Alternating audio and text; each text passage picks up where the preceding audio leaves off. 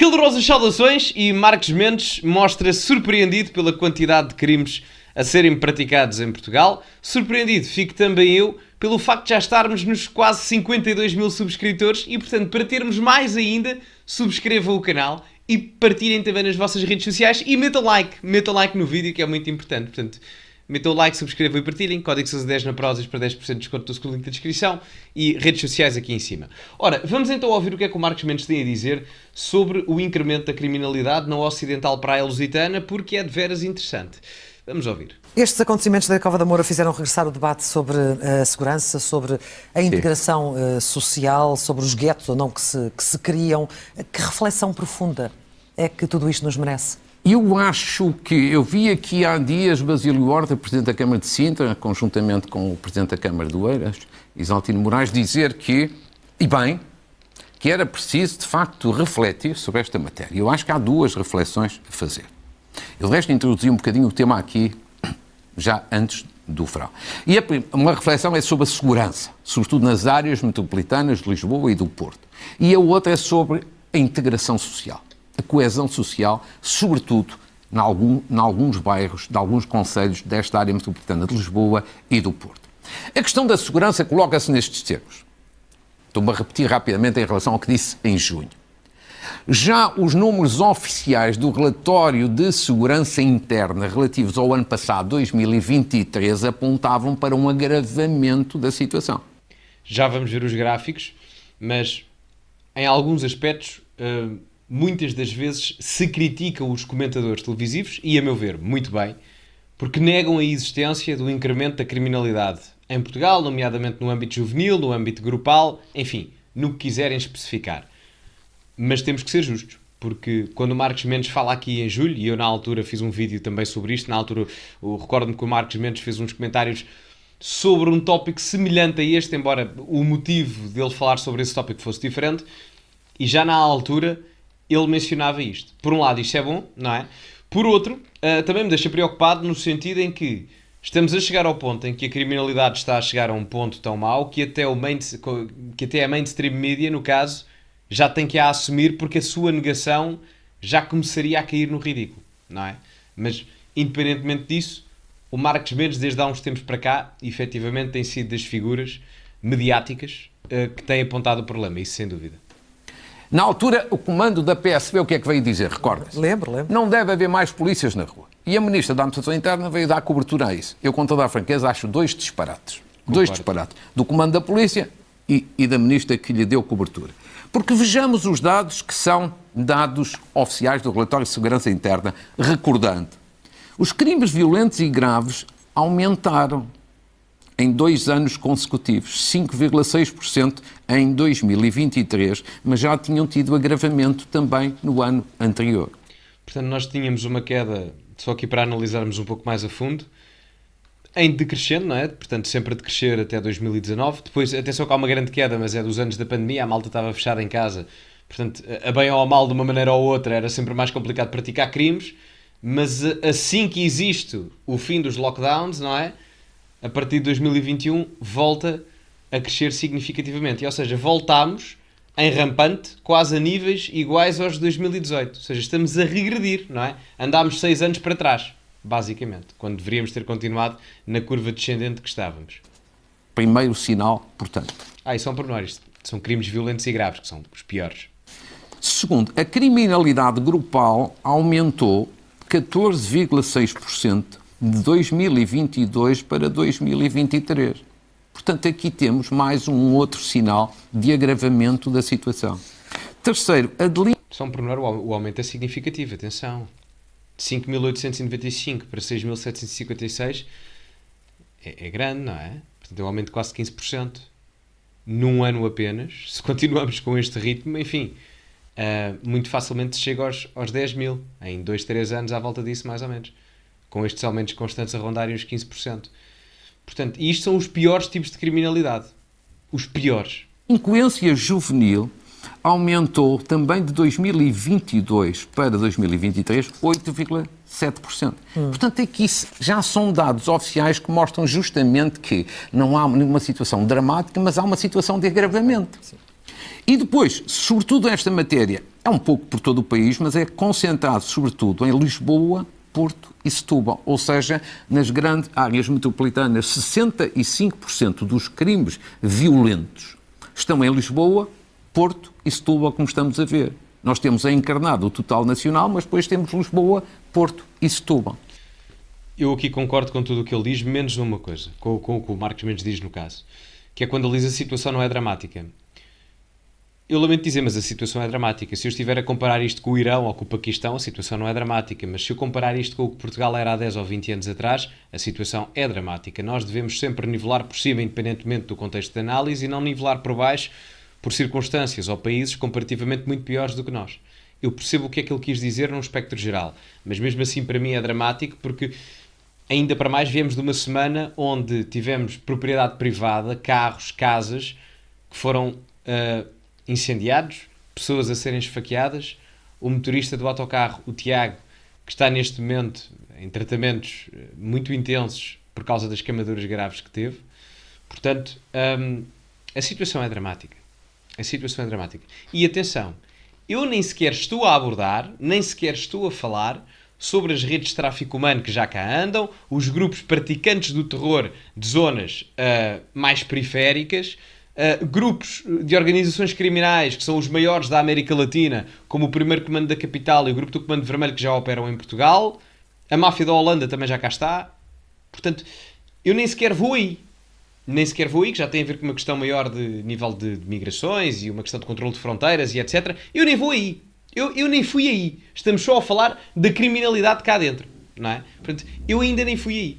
Porque se for aí, a situação mais dramática se torna. Tudo para dizer que o problema existe. É melhor não fazer de conta, não fingir. O problema existe. Eu acho que o que é que se impõe aqui neste ponto da segurança? Não é estar a dramatizar nem a radicalizar, mas impõe-se maior visibilidade da polícia na rua. Mais polícia na rua. Porque isso ajuda a dissuadir o crime. Ajuda a dar confiança às pessoas. Segundo, é preciso provavelmente reforçar a videovigilância, porque nos dias que correm é um instrumento de trabalho absolutamente essencial neste domínio. Concordo e discordo. Eu não quero viver num estado policial. Portanto, eu não acho que a questão da videovigilância constante em todo e qualquer lugar seja benéfico em si. Nem acho que o facto de termos que ter mais polícia em todo o lado seja uma coisa boa. É necessário para um mal a curto e médio prazo, mas não deve ser olhado como uma solução retificativa, muito honestamente. Portanto, aí eu acabo por discordar em determinado aspecto. Se estivermos a falar de videovigilância no sentido das polícias, ou dos polícias no caso, terem bodycams para se averiguar na íntegra o que aconteceu, eu acho que isso sim, porque não é nenhuma afronta à vida privada das pessoas, à sua livre circulação e direito de privacidade. Simplesmente são os agentes da autoridade a terem a bodycam ligada quando têm alguma interpelação com um civil na rua ou algum problema a nível de violência, etc. E, portanto, nesse aspecto específico da videovigilância, sou a favor. No genérico, nem por isso. Quanto ao maior policiamento, acabo por concordar também, mas muito importante terem atenção que o principal problema também não passa por aí. Okay? Temos que ter mais polícias, certo, mas a questão vem mais de fundo. Isso acaba por ser uma solução a curto prazo, compreendo, deve ser efetuado, mas é também preciso compreender que há um risco nisso, que é tornar o Estado com poder de cariz policial e autoritário, que não é benéfico, volto a frisar, em termos de direito de privacidade, liberdades e etc. Aquela questão que tanto tem falado das bodycams, também ninguém percebe ainda porque é que não estão ainda certo no terreno. Depois, já agora também se precisa um pouco mais de Ministro da Administração Interna. Mais de liderança, mais de clareza, mais de afirmação, porque não tivemos Ministro da Administração Interna nos focos, recentemente, agora também tivemos muito pouco, e portanto... com um discurso um pouco meio perdido, no seu entender também? A Ministra da Administração Interna está ali, não sabe o que... Eu peço desculpa, não quero estar a ser deselegante, mas ela não sabe o que está a fazer, peço desculpa. Ela é claramente o elemento mais fraco daquele governo, mas a léguas. Eu já disse isto, o governo tem bons ministros, tem maus ministros, como tudo, mas... a pior é claramente de léguas a Ministra da Administração Interna. E é preocupante porque a Administração Interna, dada a conjuntura atual de segurança em Portugal, nós precisávamos de alguém efetivamente que estivesse one step ahead comparativamente aos outros. E a realidade é que não está. está one step behind, é o problema, não é? Mas enfim. Também partilha Sim. dessas críticas? Acho que há, sobretudo, para mim a questão essencial, já o tinha dito, relativamente aos fogos, é assim, falta ali capacidade de liderança.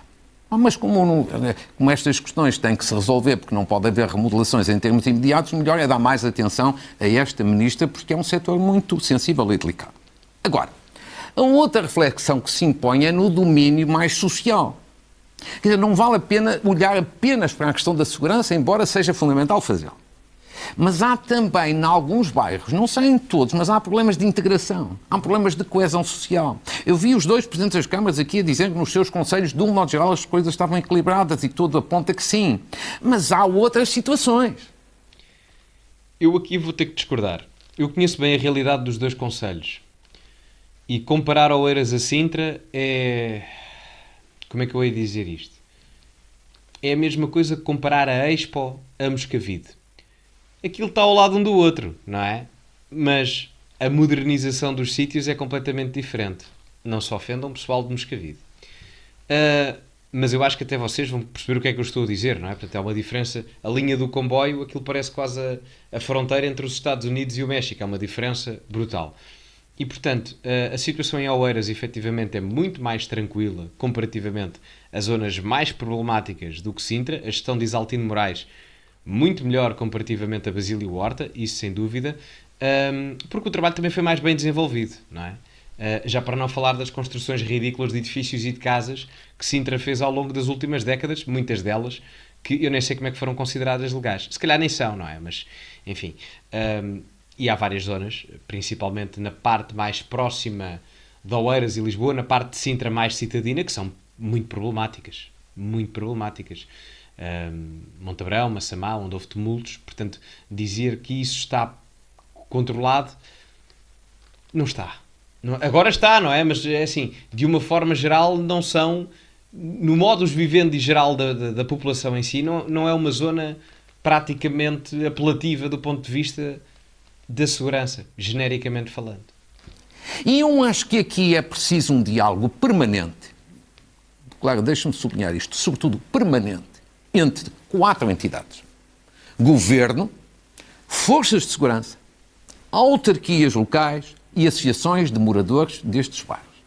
Estas 4 entidades têm que dialogar para identificar os problemas e depois poder agir, mas em permanência, não é apenas nestes momentos em que há crises. Sim. E eu ousava mesmo dar aqui uma sugestão muito concreta e construtiva, que era, eu acho que o Governo poderia e deveria criar um órgão consultivo que integrasse justamente ministérios, forças de segurança, associações de moradores e autarquias locais para, em permanência, dialogarem sobre estas questões da integração e da coesão social, porque senão acontece isto.